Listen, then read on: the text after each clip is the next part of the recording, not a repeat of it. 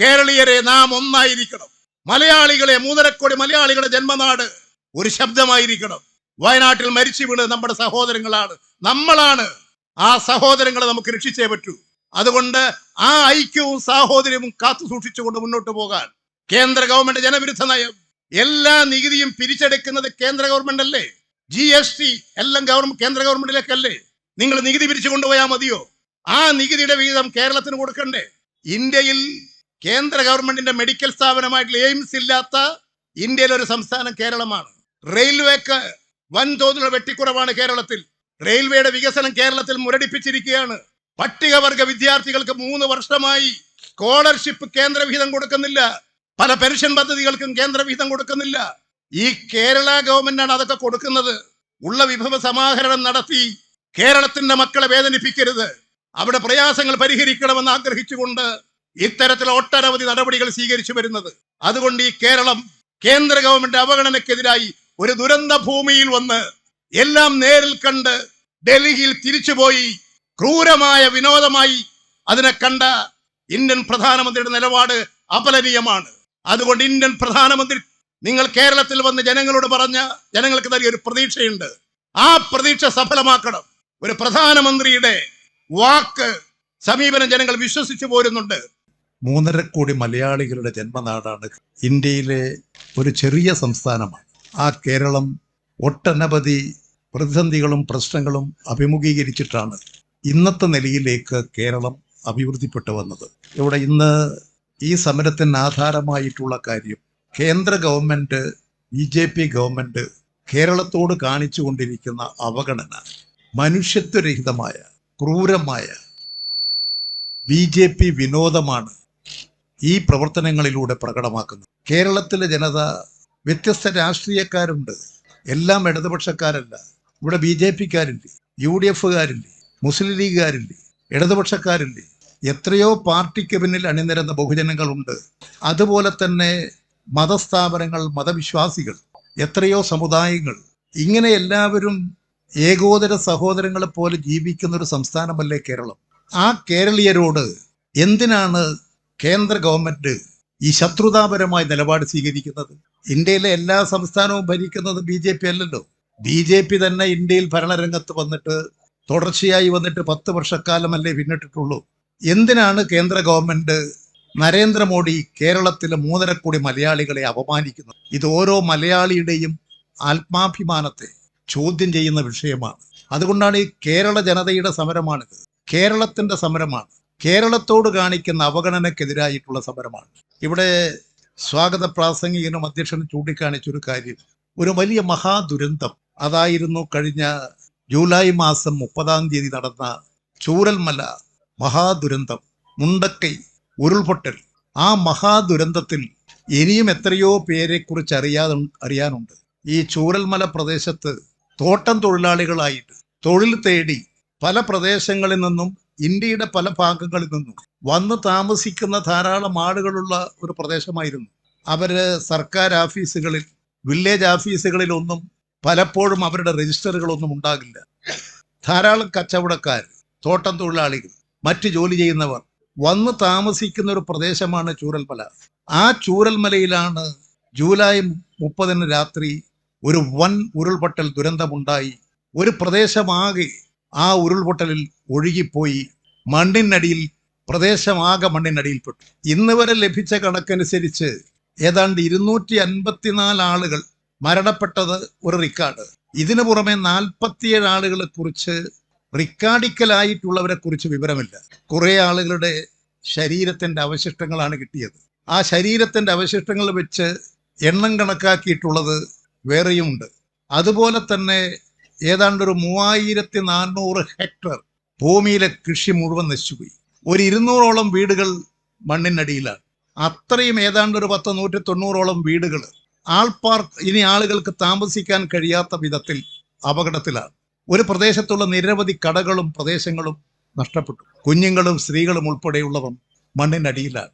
അവരെ കണ്ടെത്താനും സംരക്ഷിക്കാനും മരണശേഷമെങ്കിലും അവരുടെ ശരീരം കണ്ടെത്തി അവരുടെ കുടുംബാംഗങ്ങളെയും മറ്റുള്ളവരെയും ആശ്വസിപ്പിക്കാൻ എന്തൊക്കെ ചെയ്യാൻ കഴിയുമോ അതൊക്കെ അന്ന് കേരള ഗവൺമെന്റ് ചെയ്തു.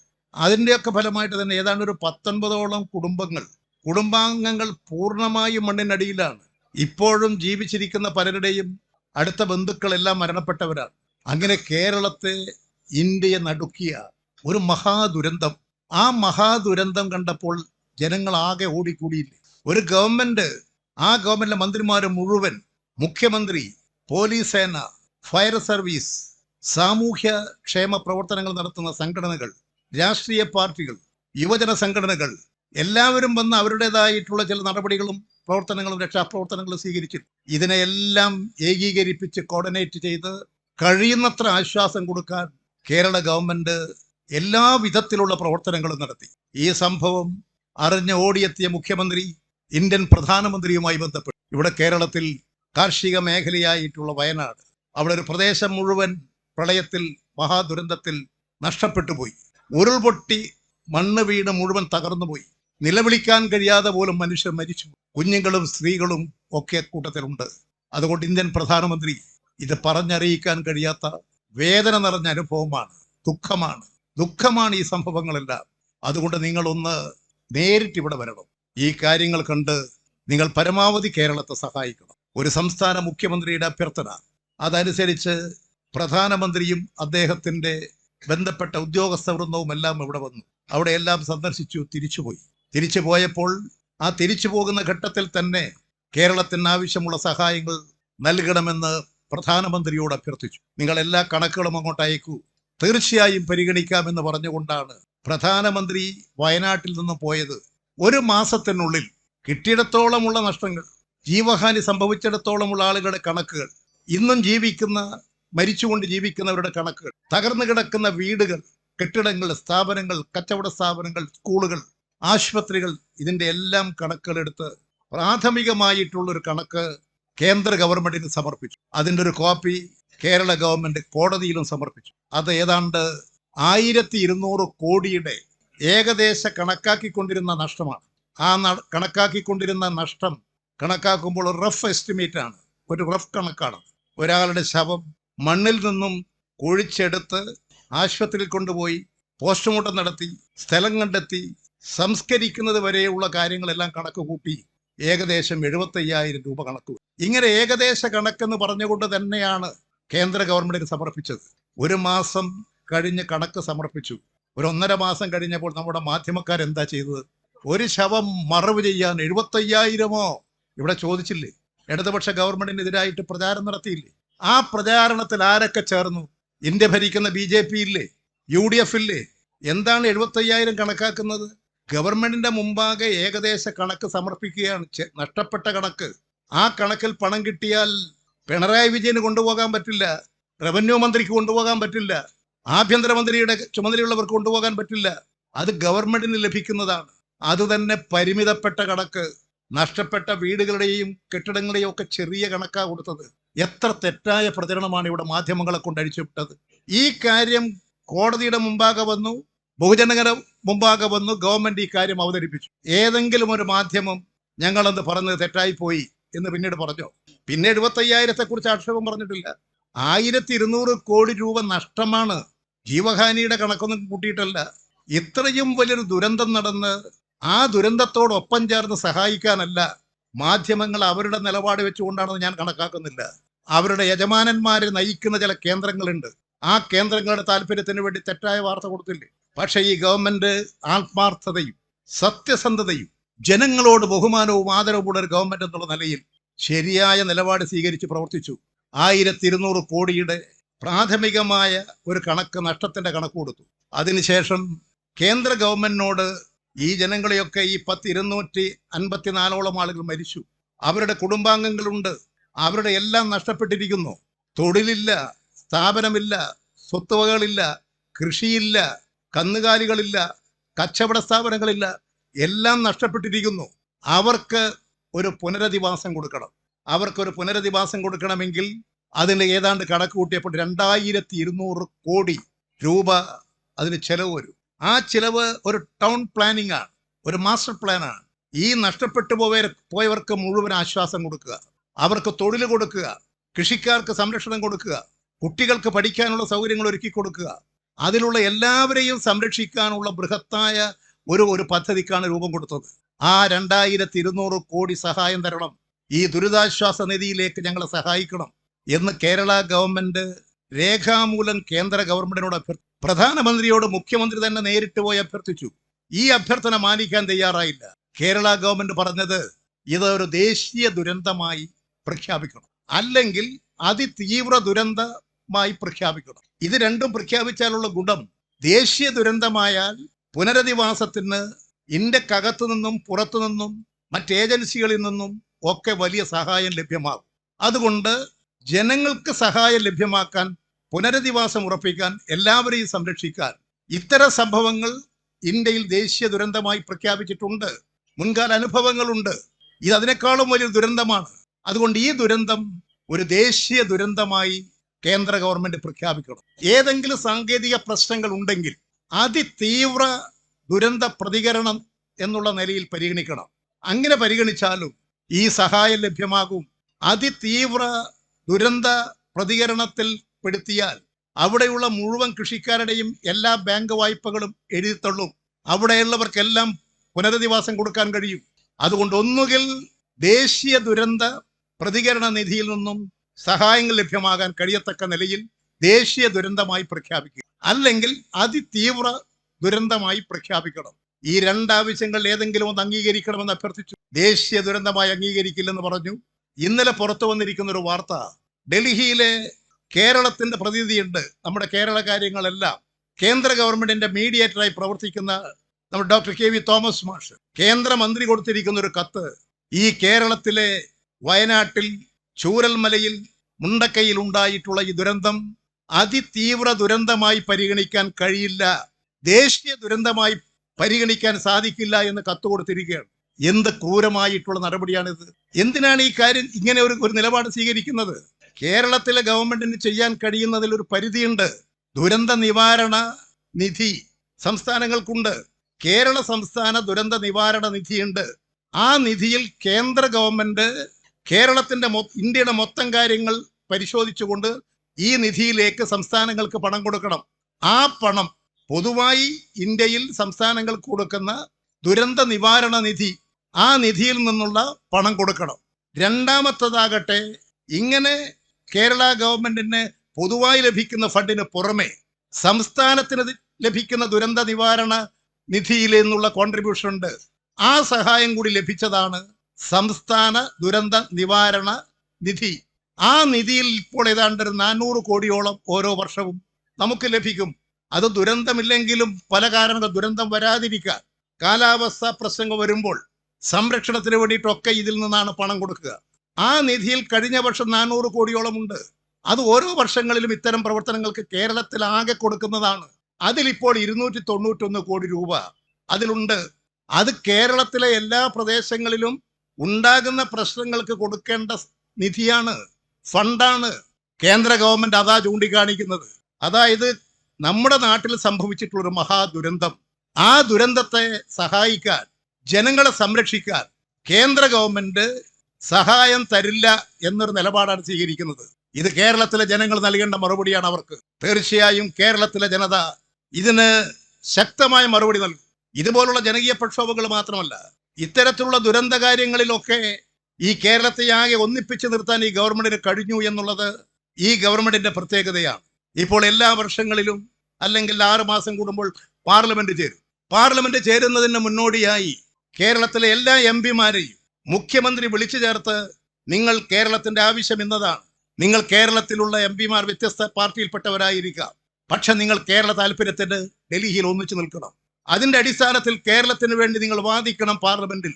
പാർലമെന്റ് ചേരുന്നതിന് മുൻപ് എല്ലാ എംപിമാരോടും അഭ്യർത്ഥിക്കും. നമ്മുടെ സംസ്ഥാനം വലിയ സാമ്പത്തിക പ്രതിസന്ധിയിലാണ്. ഈ വർഷം ഒരു 35,000 കോടി രൂപ നമുക്ക് കടം വാങ്ങാൻ അവകാശം ഉണ്ടായിരുന്നു. ആ കടം വാങ്ങാനുള്ള അവകാശം വെട്ടിച്ചുരുക്കി 15,000 കോടിയാക്കി. 25,000 കോടി രൂപ കടം വാങ്ങാനുള്ള അവകാശം പോലും കേന്ദ്ര ഗവൺമെന്റ് നിഷേധിച്ചു. എന്തിനു വേണ്ടി? ഈ കേരളം അഭിവൃദ്ധിപ്പെടുന്നത് സഹിക്കുന്നില്ല. കേന്ദ്രമന്ത്രിമാര് പറയുന്നത്, നിങ്ങൾ കേരളം വിദ്യാസമ്പന്നരാണ്, നിങ്ങൾ സാമ്പത്തികമായി ഉയർന്നു വന്നിട്ടുണ്ട്, നിങ്ങൾ നല്ല ആരോഗ്യമുള്ള ഒരു ജനതയാണ് അവിടെ ഉള്ളത്, അവിടെ എല്ലാം മെച്ചപ്പെട്ടതാണ്, അതുകൊണ്ട് നിങ്ങളെ അങ്ങനെ പരിഗണിക്കേണ്ടതില്ല എന്നുള്ള നിലപാടാണ് കേന്ദ്ര ഗവൺമെന്റ് സ്വീകരിക്കുന്നത്. ഈ കേരളത്തിലെ ജനങ്ങളുടെ തീവ്രമായ പരിശ്രമങ്ങളിലൂടെയാണ് ഈ കേരളം ഇന്നത്തെ കേരളമായി രൂപപ്പെട്ടത്.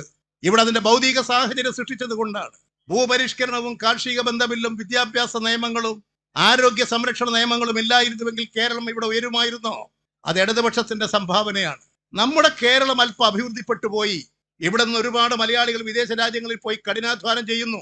അതിന്റെ ഫലമായി കേരളം ചെറിയ തോതിൽ അതിദരിദ്രരില്ലാത്തൊരു നാടാകുന്നു. അതിന് BJP എന്തിനാ അസഹിഷ്ണുത കാണിക്കുന്നത്? അതിനെന്തിനാ നരേന്ദ്രമോദി അസഹിഷ്ണുത കാണിക്കുന്നത്? അമിത്ഷാ എന്തിനാ അസഹിഷ്ണുത കാണിക്കുന്നത്? ഈ 3.5 കോടി മലയാളികൾ ഇന്ത്യയുടെ ഭാഗമല്ലേ? അതുകൊണ്ട് കേരളത്തിലെ ജനത അനുഭവിക്കുന്ന പ്രവർത്തനങ്ങളിൽ ഇപ്പോൾ ഏറ്റവും പ്രധാനപ്പെട്ട ഒരു വിഷയം വയനാട് ദുരന്തത്തിലെ ദുഃഖമാണ്. അവരുടെ ദുഃഖം നികത്താൻ ആർക്കും എത്ര പണം കൊടുത്താലും മതിയാകില്ല. പക്ഷെ ആശ്വാസം കൊടുത്തിട്ടെങ്കിലും ആ മനുഷ്യനെ, അവരുടെ കുടുംബാംഗങ്ങളെ, നാടിനെ ആ വേദനയിൽ നിന്നും മോചിപ്പിക്കാൻ കേരളത്തിന് അർഹതമായ ന്യായമായി ലഭിക്കേണ്ടിയിരിക്കുന്ന സഹായം ലഭ്യമാകണം. 2200 കോടി ഔദാര്യമൊന്നുമല്ലത്. ഇന്ത്യൻ ഭരണഘടനയെ അനുശാസിക്കുന്ന അവകാശമാണ്. ഇത് നിഷേധിക്കപ്പെട്ടപ്പോഴാണ് കേരള ഗവൺമെന്റ് കോടതിയെ സമീപിച്ചത്. കേന്ദ്ര ഗവൺമെന്റ് കേരളത്തെ അവഗണിക്കുന്നു, ദുരിതാശ്വാസ പ്രവർത്തനങ്ങൾക്ക് സഹായം തരുന്നില്ല. കോടതിയെ സമീപിച്ചപ്പോൾ കോടതിയുടെ മുമ്പാകെ ഉരുണ്ട് കളിച്ച് കേന്ദ്ര ഗവൺമെന്റിന്റെ അഭിഭാഷകന്മാർ ആ കേസ് നീട്ടിക്കൊണ്ടുപോകാനാണ് ശ്രമിച്ചത്. കേരളം നിയമത്തിന്റെ വഴികളിലൂടെയും ജനങ്ങളുടെ ശക്തികളിലൂടെയും ഇന്ത്യൻ പാർലമെന്റിനകത്ത് പ്രശ്നം ഉന്നയിച്ചും ഈ കേരളത്തിന്റെ താല്പര്യങ്ങൾ സംരക്ഷിക്കാൻ പോരാടിക്കൊണ്ടിരിക്കുകയാണ്. ആ പ്രവർത്തനങ്ങൾക്ക് മുമ്പിൽ ഈ നാടിലെ ജനതയുണ്ടാകണം, നിങ്ങളുടെ പിന്തുണയുണ്ടാകണം. അതുകൊണ്ട് വയനാടിൽ ദുഃഖമനുഭവിക്കുന്നവരെ സംരക്ഷിച്ചേ പറ്റൂ. അവരെല്ലാം സംരക്ഷിക്കാൻ നമുക്ക് കഴിയും. ആ ദുരന്തമുണ്ടായപ്പോൾ നിങ്ങളെല്ലാം എത്ര വലിയ സഹായമാണ്, കഴിവിനപ്പുറമല്ലേ ആ ജനതയോട് ഐക്യദാർഢ്യം പ്രകടിപ്പിച്ചുകൊണ്ട് അവിടെ ഒഴുകിയെത്തിയത്. ഉള്ളതെല്ലാം അവിടെ കൊണ്ടുപോയി കൊടുക്കാൻ മുന്നോട്ട് വന്നത്, എല്ലാ സംഘടനകളും മുന്നോട്ട് വന്നത്. അതിൻ്റെയൊക്കെ ഫലമായിട്ടാണ് അവിടുത്തെ ജനത പിടിച്ചു നിന്നത്. അതുകൊണ്ട് ദുരന്ത ഭൂമിയിൽ ജനങ്ങളെ സഹായിക്കണം, അപകടങ്ങൾ ഉണ്ടാകുമ്പോൾ ജനങ്ങളെ സഹായിക്കണം. അതാണ് മനുഷ്യത്വപരമായ നിലപാട്. ആ മനുഷ്യത്വപരമായ നിലപാട് നിരസിക്കുകയാണ് കേന്ദ്ര ഗവൺമെന്റ് ചെയ്യുന്നത്. അതുകൊണ്ട് കേരളത്തെ ദേശീയ ദുരന്തമായി കേരളത്തിലെ ഈ ദുരന്തത്തെ അംഗീകരിക്കണം. അതനുസരിച്ച് പുനരധിവാസത്തിന് 2200 കോടി അനുവദിക്കണം. അതോടൊപ്പം തന്നെ അതിന് ഏതെങ്കിലും സാങ്കേതിക പ്രശ്നമുണ്ടെങ്കിൽ അതിതീവ്ര ദുരന്ത പ്രതികരണ പട്ടികയിൽപ്പെടുത്തണം.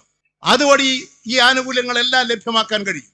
ആ ആനുകൂല്യങ്ങൾ ലഭ്യമാക്കി കേരളത്തെ, വയനാട്ടിലെ ജനതയെ സംരക്ഷിക്കണം. ഇവിടെ നിങ്ങൾ ഓർക്കുന്നുണ്ടായിരിക്കും, ആന്ധ്ര, അവിടെ വലിയ പ്രളയമൊന്നും ഉണ്ടായില്ല.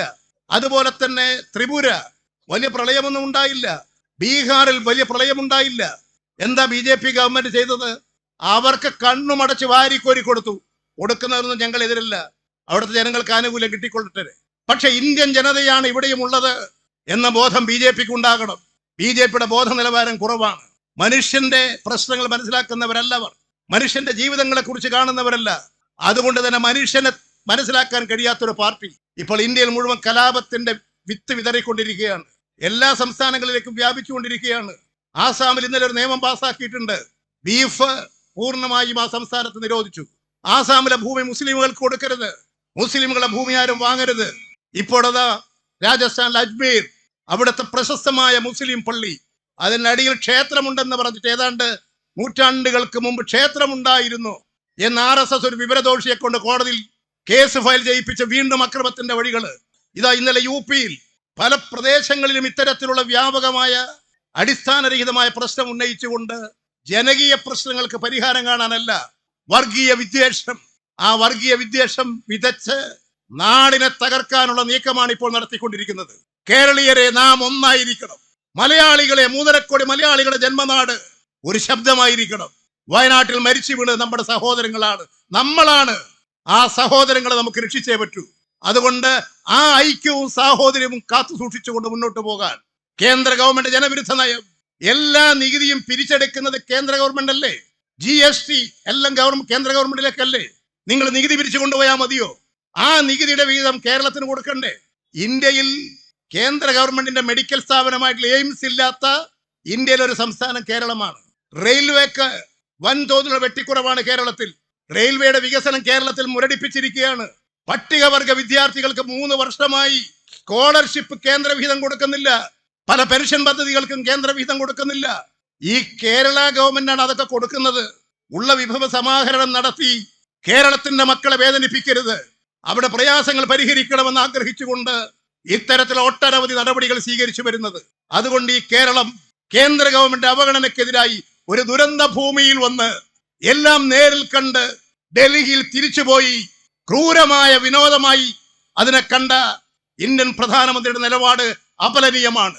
അതുകൊണ്ട് ഇന്ത്യൻ പ്രധാനമന്ത്രി നിങ്ങൾ കേരളത്തിൽ വന്ന് ജനങ്ങളോട് പറഞ്ഞ ജനങ്ങൾക്ക് നൽകിയ ഒരു പ്രതീക്ഷയുണ്ട്. ആ പ്രതീക്ഷ സഫലമാക്കണം. ഒരു പ്രധാനമന്ത്രിയുടെ വാക്ക് സമീപനം ജനങ്ങൾ വിശ്വസിച്ചു പോരുന്നുണ്ട്. നിങ്ങൾ ഉത്തർപ്രദേശിൽ പോയി കൃഷിക്കാരോട് മാപ്പ് പറഞ്ഞു, എല്ലാ ആനുകൂല്യങ്ങളും തരാമെന്ന് പറഞ്ഞു. 13 മാസക്കാലം കഴിഞ്ഞിട്ടും ആനുകൂല്യങ്ങൾ ഒന്നും കൊടുത്തില്ല. ഇപ്പോഴവിടുത്തെ കൃഷിക്കാർ ഇതാ സമരരംഗത്താണ്. ഇത് BJPയുടെ ശീലമായിരിക്കും. നമ്മുടെ മുമ്പിൽ ഒരു വഴിയേ ഉള്ളൂ. BJPയുടെ ഈ ദുർഭരണം അവസാനിപ്പിക്കാൻ 3.5 കോടി മലയാളികളുടെ സംഘശക്തി ഒന്നിപ്പിക്കുക, കരുത്ത് നേടുക. നമ്മുടെ സഹോദരങ്ങളെ സംരക്ഷിക്കാനുള്ള ഇടതുപക്ഷ ഗവൺമെന്റിന്റെ നയങ്ങൾക്ക് നിങ്ങളുടെ എല്ലാം കൂടുതൽ സഹായങ്ങളും പിന്തുണയും വേണം. അതോടൊപ്പം ഈ സഹോദരങ്ങളെ രക്ഷിക്കാനുള്ള പ്രവർത്തനങ്ങളിൽ ഒന്നിച്ച് നമുക്ക് പ്രവർത്തിക്കാം. ഇന്ത്യൻ പാർലമെന്റിൽ ഇന്ന് വൈകുന്നേരം 4 മണിക്ക് മറുപടി പറയാമെന്നാണ് അമിത്ഷാ, ഇതിന്റെ ചുമതലയുള്ള BJP തലവൻ പറഞ്ഞിട്ടുള്ളത്. അവരുടെ ഇതുവരെയുള്ള മനോഭാവം വെച്ച് നോക്കിയാൽ ഈ പ്രതിഷേധത്തിന്റെ ശബ്ദം അവിടെ ഡൽഹിയിൽ ഇപ്പോൾ അരിയടിക്കുന്നുണ്ട്. ഡൽഹി ഇപ്പോൾ ഞെരുങ്ങുന്നുണ്ട് ജനശബ്ദം കൊണ്ട്. ആ ഡൽഹിയിൽ സിംഹാസനത്തിലിരിക്കുന്നവരെ ഈ ജനതയുടെ ശബ്ദം കേൾക്കൂ. മരിച്ചു വീണ് ഭൂമിക്കടിയിൽ അകപ്പെട്ട് അവിടെ ശവശരീരങ്ങളായി കിടക്കുന്ന 100 കണക്കിന് മനുഷ്യരുടെ ശവശരീരങ്ങൾ നിങ്ങൾ കാണൂ, വസ്തുതകൾ കാണൂ, അവരെ കുടുംബത്തെ സഹായിക്കൂ. BJPയുടെ വൃത്തികെട്ട രാഷ്ട്രീയം ഈ കേരളത്തിൽ നടപ്പിലാക്കരുത്. അതുകൊണ്ടാണ് ഇവിടെ പറഞ്ഞല്ലോ, ഒരു മുൻ മന്ത്രി പറഞ്ഞത്, അവിടെ നാടൊന്നും ഒഴുകിയിട്ടില്ല, ഒരു 3 വാർഡ് പോയിട്ടേ ഉള്ളൂ. നിസ്സാരം. BJPക്ക് അത് നിസ്സാരമായിരിക്കും, പക്ഷെ അത് വേദനയാണ്. 254 മനുഷ്യന്റെ ജീവൻ, 47 പേരെ അറിയപ്പെടാത്ത ഒരുപാട് മനുഷ്യര്, അവരുടെ എല്ലാം ജീവിതത്തിന്റെ എല്ലാം തകർന്നു കിടക്കുന്നു ആ ഭൂമിക്കടിയിൽ. അത് വേദനയാണ്. അത് മനസ്സിലാക്കാൻ മനുഷ്യന്റെ പാർട്ടിക്കേ കഴിയൂ, മനുഷ്യന്റെ വേദന അറിയുന്നവർക്കേ കഴിയൂ. അദാനിയോടൊപ്പം സഞ്ചരിക്കുന്നവർക്ക് അത് അറിയില്ല. അത് പഠിപ്പിച്ചു കൊടുക്കാൻ ജനകീയ ശക്തിയെ നിങ്ങൾക്ക് കഴിയും. നിങ്ങൾ ആ ദൗത്യം ഏറ്റെടുക്കൂ. ഇനിയും ശക്തമായ പോരാട്ടങ്ങളിലേക്ക് നമുക്ക് പോകേണ്ടി വരും. അതിന് തയ്യാറെടുക്കാനുള്ള കരുത്തും ശക്തിയും ഈ സമരമുഖത്തുണ്ടാകട്ടെ എന്ന് ആഗ്രഹിച്ചുകൊണ്ട് നിങ്ങളുടെ സമരം ഔപചാരികമായി ഉദ്ഘാടനം ചെയ്തായി അറിയിച്ചുകൊണ്ട് ഞാൻ എന്റെ വാക്കുകൾ ഉപസംഹരിക്കുന്നു. നിങ്ങൾക്ക് അഭിവാദനങ്ങൾ.